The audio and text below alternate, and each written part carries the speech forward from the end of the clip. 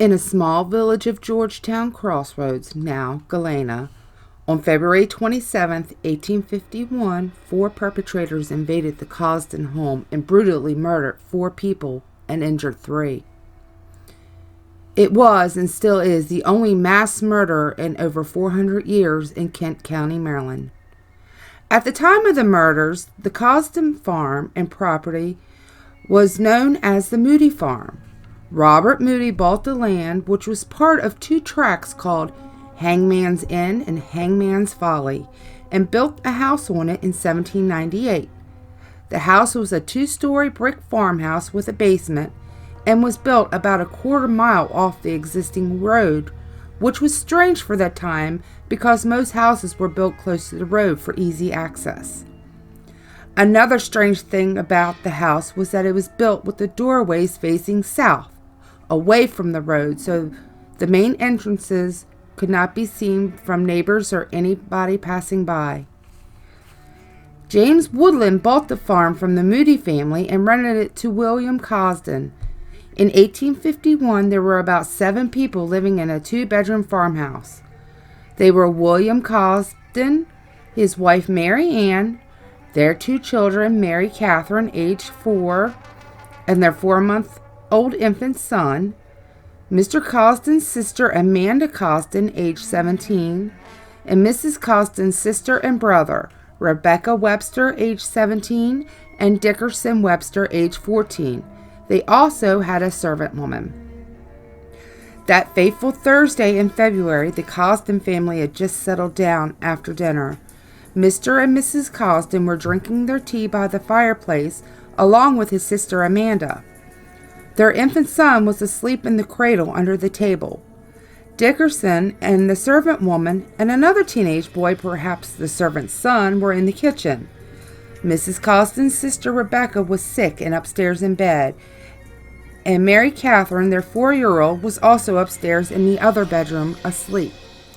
Sometime between 6 and 7 p.m., 4 men came onto the property intending to rob what they thought was the Caleb Griffith house, where a recent farm sale netted $3,000 just the week before. The robbers thought the profits were still in the house. The slaughter began when one of the robbers pointed his gun through the window and shot Mr. Cosden in the head. As soon as the shots were fired, Dickerson and the other boy ran to town to get help and escaped uninjured.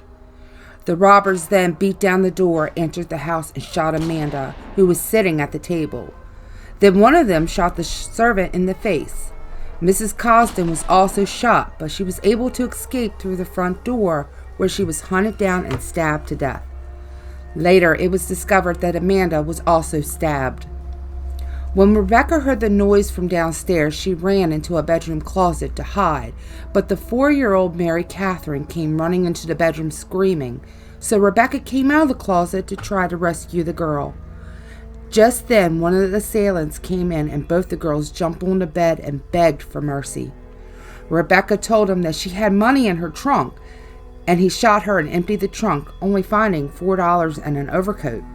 He then shot Rebecca again, turning and shooting Mary Catherine.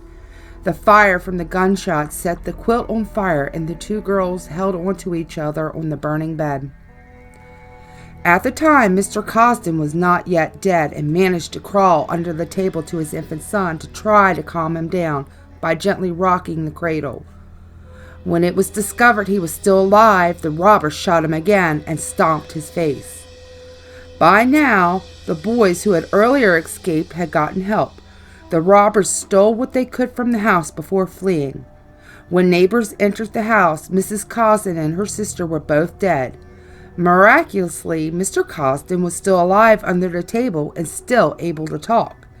He stated before he died that he did not know who attacked them. Rebecca and Mary Catherine were also still alive, but Rebecca died 2 days later from her wounds. Mary Catherine and the servant woman both recovered, as did the infant, but he died 3 months after the murders, and the cause of death was never recorded. A $1,000 reward was offered by the governor, as well as another $2,000 to $3,000 offered by the citizens of Kent County. Because of this, many men were arrested falsely. One man found in the woods was arrested because he had a bloody knife on him, as well as bloody clothes. Another man, James Roberts, a traveling clock mender who had been to the house the day before the murders, and a man also named William Shelton, a mill worker. Roberts was supposedly identified by Mrs. Webster on her deathbed, but was released when he provided an alibi. Mrs. Cosden's uncle, William Webster, was also arrested because he had been arguing with his niece and her husband in the past, and he arrived to the funeral and did not seem sad enough. For many weeks, newspapers reported suspect after suspect in the manhunt. Henry D. Webster was even arrested in Baltimore just for being from this area. Finally, in April, a confession was made by Thomas Drummond, a woodcutter. He turned state's evidence naming Nicholas Murphy, Joseph Shelton, Stephen Shaw, and Abraham Taylor. Drummond claimed that Taylor, who was a former convict, asked him to go out robbing, saying that Maryland owed him $7,000 for 7 years of unjust imprisonment. A couple from the Blackbird Force came forward to testify that their boarder, Stephen Shaw, had come home drunk and confessed to them. Shaw also turned state's evidence by naming the others. Eventually, 3 men, Nicholas Murphy, Joseph Shelton, and Abraham Taylor, were convicted and sentenced to hang. All 3 insisted they were innocent right up to execution. Abraham's last words were that his life had been sworn away by Stephen and that he was innocent. Joseph Shelton, who was named as Rebecca and Amanda's murderer and shooter and abuser of Mary Catherine, showed no remorse. Nicholas Murphy claimed that he was not there but at home and in bed at the time. The gallows were placed near a mill about a mile from Chestertown, Maryland. It was elevated about a half-a-mile view in every direction. Newspapers reported that on August 8, 1851, thousands of people attended the hangings. Troops were even called in to help maintain order. The convicts were hooded and led to the gallows and a rope placed around their necks. When the floor gave way, Taylor and Stephen dropped and died quickly. Murphy's rope broke and he fell 12 feet, but lived, even though his throat was mashed and cut. Murphy was taken back to the gallows, still proclaiming his innocence, and dropped again. This time, the rope did not break, but it is reported that it took him over 11 minutes to die. Since the Cosden murders, the farm has changed hands several times. Accounts from previous owners and visitors say that bullet holes, some with musket balls still intact, were lodged in the mantel and over the doorway and could not be removed. Also, there have been claims of blood stains on the front door and on the floor, and they became more noticeable when it rained. People have also reported that while they were in the house, it felt like something was watching them. Fortunately, or unfortunately, in 2008, the current owners demolished the house. Kitty Knight House, Georgetown, Maryland, Kent County. During the War of 1812, the British would come up the Chesapeake Bay and burn towns along the shore to eliminate threats of reprisal against their troops. Along these shores in Georgetown sits 2 brick houses up on a hill bordering the Sassafras River. The houses were built sometime between 1773 and 1783. On May 6, 1813, the British forces sailed up the Sassafras River and burnt Fredericktown and Georgetown. During the invasion of the British on May 6, 1813, the British soldiers were going around banging on doors in Georgetown, telling everyone to leave while they were setting fires to the homes. When the soldiers arrived at the houses on the hill by the river, Kitty Knight pleaded with them to stop, all the while putting out the fires.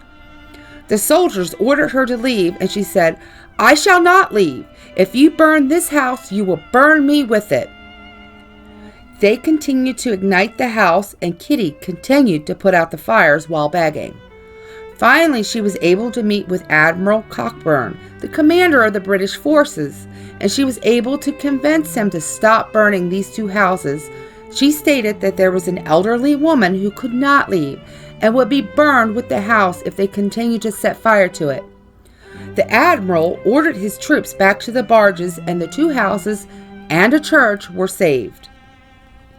At the time, Kitty Knight did not own either of the 2 houses, but she did purchase one of them later. In 1924, Herbert Stein of Washington County, Maryland, bought the Kitty Knight house, and 4 years later he bought the house next door and joined the 2 houses together, making one property. It was eventually converted into an inn and restaurant known today as Kitty Knight House. Today, Kitty Knight House is a full-service inn and restaurant with a great view of Georgetown Harbor. It is a popular place to dine and attracts a lot of out-of-town people. Current and previous staff and owners say the house is alive. They have claimed for years that doors open and close by themselves throughout the building. A dining room manager has reported seeing a shadow figure of the former lady in the house standing in the door. A former owner of Kitty Knight House said that when he was outside the building on several occasions, he would see lights on the 2nd and 3rd floor rooms, and that he knew they had not been booked. He would also see people walking around in there, and when he would go to check it out, he would find the rooms empty and the lights off. Another report from a travel writer who stayed in room 4, Kitty Knight's bedroom, said that when the innkeeper showed her to her room, the door closed behind them all by itself. She said the staff member told her that if Kitty Knight likes you and wants you to stay, she will close the door. She also was told by the same staff member that a rocking chair had been in the room but had to be taken out because guests would complain about the rocking chair moving by itself. The current manager has reported that while she was with a visitor in the business office, the phone rang. She could see the call was coming from room 4, Kitty Knight's room. When she answered the phone, no one was there. Whether or not Kitty Knight's spirit still haunts her house is uncertain by some, yet some claim to sense her presence, while others continue to attribute anything unexplainable to the 18th century hero who saved a small piece of her hometown.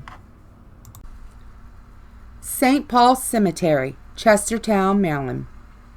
Historic St. Paul's Episcopal Church was built in 1713 and is one of the oldest churches on the Eastern Shore.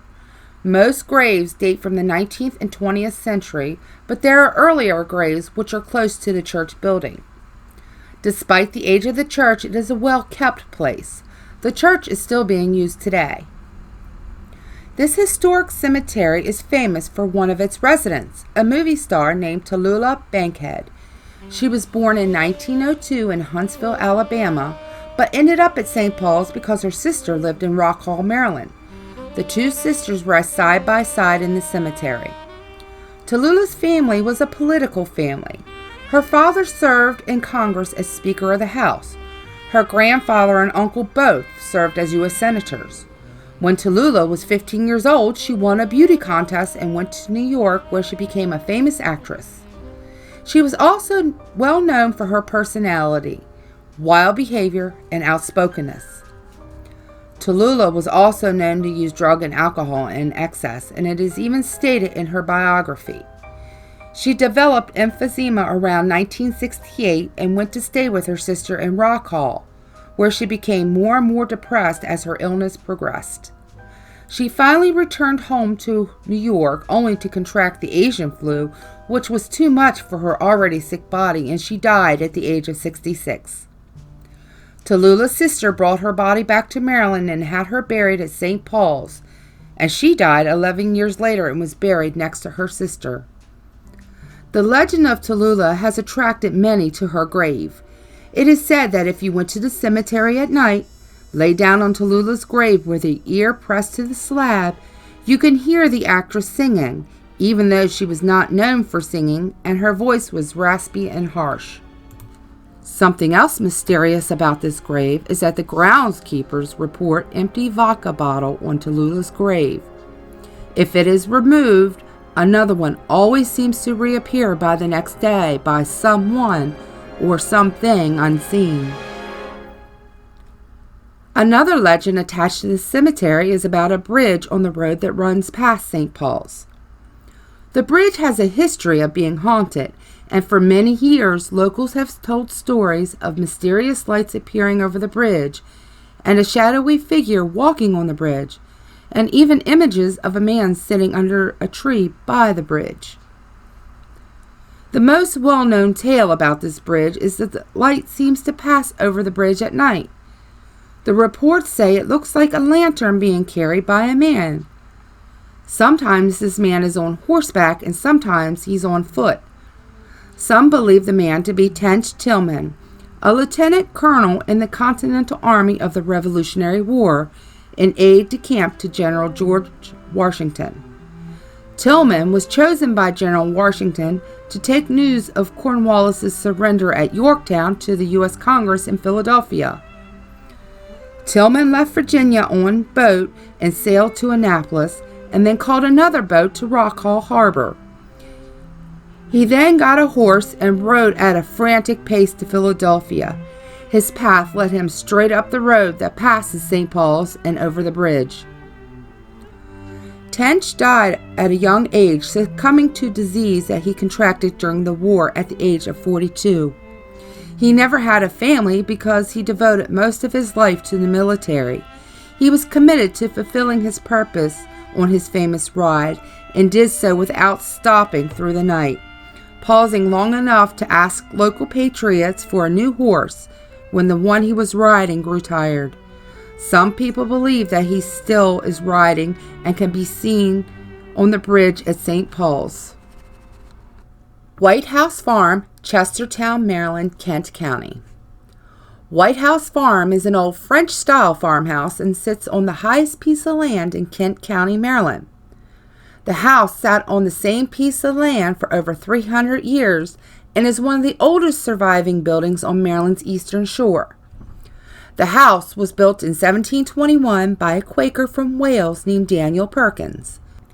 Daniel Perkins was related to the Revolutionary War hero, the Flaming Parrot, Isaac Perkins. White House Farm's mills supplied the grain for General George Washington's troops, and General George Washington was known to visit the farm whenever he traveled up the North Road, known today as Route 213. General Washington was well known in Maryland's Upper Shore region. He served on the first Board of Governors at Washington College in Chestertown, Maryland. Many believe George Washington's spirit still roams the region and is on White House Farm. The house remained in the Perkins family for about 4 generations. The last of the Perkins to own the White House Farm was Mary Perkins, Daniel's granddaughter. She acquired the home in 1778 as an orphan. Mary wed a man named John Wilson and gave birth to several children and began raising her family where she considered home of her ancestors. Mary's husband, John, soon died, leaving her a widow, and eventually she remarried. Her new husband, Dr. Alexander Stewart, was from Delaware, and shortly after being married, the family moved to Wilmington, Delaware, where Mary continued to have many more children. Mary died at the age of 39, and her family brought her back to White House Farm to be buried. Mary's daughter inherited the farm, and that is where the Perkins legacy ends. After that, the farm had many different owners and eventually fell to despair. A young couple, Arthur and Catherine Pinder, bought the house in the early 1940s. Growing up in Kent County, they both loved the house and wanted to restore it. They bought the house not long after they were married, even though they were warned by the previous owners to beware. They would not be living at White House Farm alone. Over the next 40 years, they restored the farmhouse, but experienced strange events neither could explain. They have reported hearing lots of strange noises, footsteps, doors slamming, and several other unexplainable events. One such event happened when they were painting. They heard footsteps on the second floor. Knowing they were alone, they went to investigate and found nothing. Sometimes they would hear what sounded like someone enter the house. The door would open and close by itself. Then they would hear footsteps like someone walking through the house. And then again hear the interior door close. Both Arthur and Catherine heard the same noises, but when they would investigate again, there would be nothing. The Pinders also said that their poodles would bark at nothing, and sometimes the cellar door would slam shut, and the dogs would begin whimpering and moaning like they were scared of something. The Pinders believe that it is either George Washington or Mary Perkins. Sometime in the early 1970s, the Pinders had the most strange, unexplainable event ever. Catherine woke up in the middle of the night and saw a woman in a blue nightgown glide through her room and out the bedroom door. She woke her husband and asked him if he saw it, but he had seen nothing. Arthur got up and walked down the hallway to their daughter's bedroom and woke her, asking if she had just been in their room. He told his daughter what his mother saw. Their daughter assured him that she was not the woman and she did not even have a blue nightgown. The Pinders have also reported that farmhands refused to walk the fields in the evening for fear of encountering the ghost of Mary Perkins. The legend of Mary Perkins roaming the property has lasted for years, especially on the anniversary of her death, January 8th. Legend says that she comes out at midnight and roams until sun comes up. At one time, the Pinders would give midnight parties every January 8th to celebrate Mary and her roaming escapades. Another paranormal phenomena at White House Farm is the bleeding stone. In the rocky outcropping on the farm, there is a stone that is covered with something many believe is blood. The previous owners tried to cover it with paint, but the stain always resurfaced. The legend behind the bleeding stone is that a young servant girl mounted her horse in the dark of night in an attempt to ride away and elope with her lover. As she fled in the dark, her horse stumbled and she fell from the saddle. Hitting her head on the stone, she died. To this day, the blood cannot be washed away. The stone still sits somewhere on the property. Mary Perkins is buried beside her father on the grounds at White House Farm and is in an isolated location on the property that is now overgrown with vegetation. Today, White House Farm is still a private residence. Whether it's Mary Perkins roaming the property, the servant girl making the stone bleed, or George Washington walking through the house, White House Farm legends have clung to its history and is one of the most written about haunted houses on the eastern shore of Maryland. When we come to see